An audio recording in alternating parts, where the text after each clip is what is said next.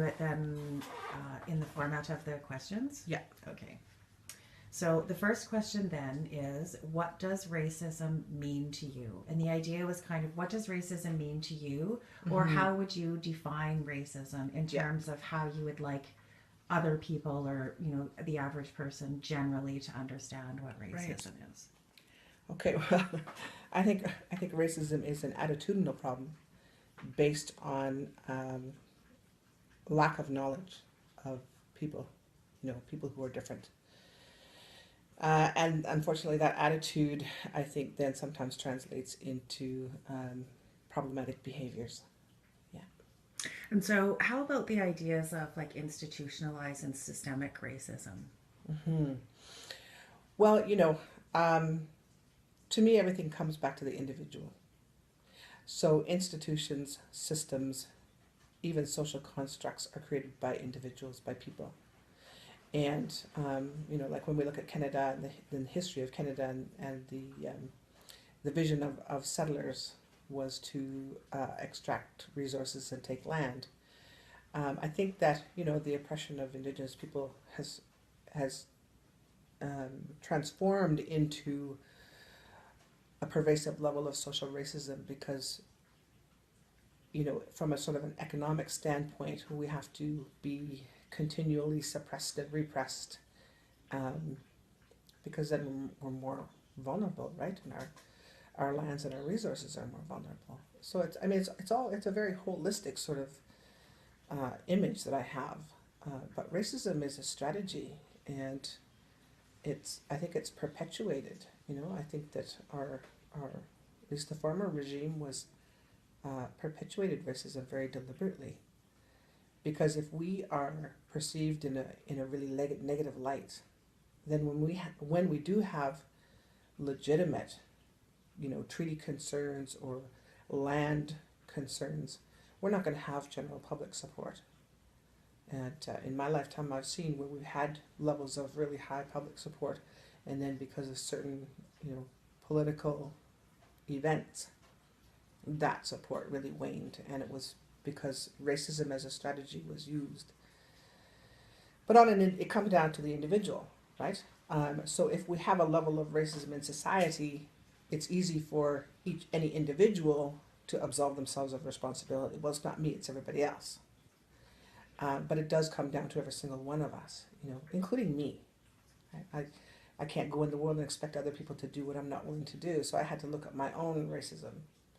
And, being raised white, I was raised to be racist towards Indigenous people of different classes, to socially stratify people. And it was difficult for me to deal with that, to accept it, and then to, very consciously catch myself in all those instances where I was being judgmental, or where I was, making assumptions about people based on certain criteria that I held in my mind. And we all have to do that. We all have to take a look at our privilege, our power, our social location, and what are those judgments, what are those assumptions and those attitudes we make towards other people, regardless of whether they're of a different ethnicity. Because we're a very classist society as well. Money speaks, right? Yeah. And how do we use that power? How do we use that privilege? And I mean, ideally, from an Indigenous perspective, we use those things in order to enhance and increase our humanity and our treatment of other people. But in Canadian society, the idea is to use that power and privilege to get to the top of the pile. Very fair-skinned Aboriginal people and Métis people have that experience. Mm-hmm. Yeah, of being a witness, and of people trying to co-opt you into their racism. I mean, we all know that in Saskatchewan, strangers will often start a conversation with each other based on racism towards Aboriginal people. Like what, for example? They'll just start a conversation about those Indians. Something to do with that. Yeah, I've been told this over and over and I've over heard again. that. Yeah, and that's a real indication that there's a problem. Yeah, that's the other thing, is that to a lot of people who don't know how to recognize it, it really doesn't seem to be apparent. You know, like it really doesn't seem to be a problem. And it's very easily passed off as it truly is a matter of superiority.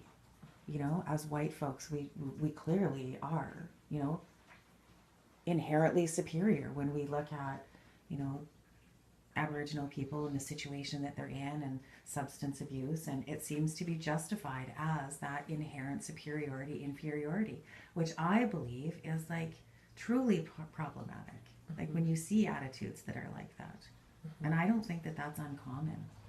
Well, no, and that's exactly, you know, what I was saying about my definition, that it's an attitudinal problem, and it's based on ignorance. It's based on lack of knowledge and even lack of insight into, you know, social conditions. You know, I mean, I don't have the historical reality. I don't have a debilitating illness or you know, a genetic disease, and so it's easy for me to think about something like Parkinson's and just pass it off. Mm-hmm. Right? It's like it's not part of my world. Yeah. So I don't experience it. I can't articulate what it's like. But just because I can't doesn't mean that Parkinson's doesn't exist. Right? And yet that's often the argument that we hear. Oh, you're just complaining. You're just, you know, it's not really an issue. And yeah, that's the mythology that's been perpetuated. So what comes to your mind or heart when you hear people say, well, just get over it? They are speaking from ignorance, that they don't know, they don't experience it, so they think it doesn't exist. I mean, that's like a child's response. I can't see it, you know. You can't see me, I can't see you, so no you know, child I'm not that here. You can't see me, I can't see you. Well, that you do until you're about 18 months or 2. Yeah, it's called permanence. And that's what I think. I think it's really it's a childish response, mm-hmm.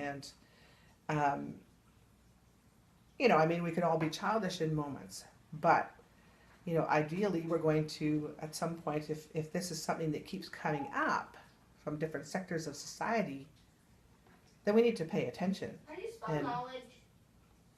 And give it some thought. And then ask, you know, as responsible, mature adults, ideally, we're going to ask ourselves, you know, what is my role in this? Just because I don't have Parkinson's and just because I don't know what it feels like, but clearly there's a problem and needs aren't being met or there's inequity, what is my role in it? What can I do about it? And ledge. So then the next question, then the final question is, if you were to end the sentence, I am the bridge to ending racism in Saskatoon by, how would you finish that?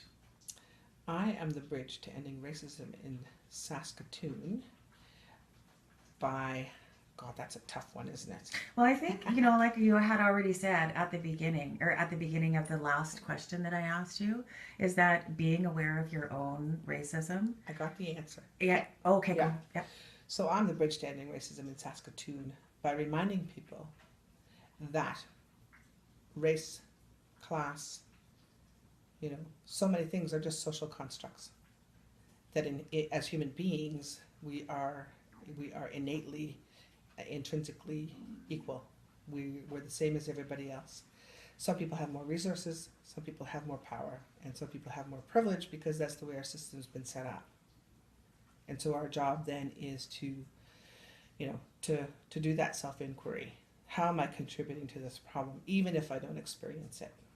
And what can I do about it? And you know, I think when racism is manifested through just sort of a general meanness and hostility, it's like, why would people want to live that way? You know, that's the question that comes to my mind. And if they don't, then, you know, you got to look at yourself and ask yourself, how am I contributing to this? How am I, you know, do I carry assumptions and judgments and opinions about people? And what are those based on? Is there anything sort of meaningful there? And what is the benefit to society of holding those? Like, yeah. I mean, is it true or is it false? Like, I mean, it's not. Racism is not good for society. So when people do hold those types of attitudes, then do they ask themselves, is this the best, for me, for my children, for future generations? And that's the unconsciousness, right? Yeah. So, yeah, I mean, I'm really sort of big on people liberating themselves. And if you carry racism, as an attitude or an approach to the world, then you're imprisoning yourself within that, sort of nastiness. That truly is, I think, an example of where people become, active participants in their own oppression. Because racism really, I mean,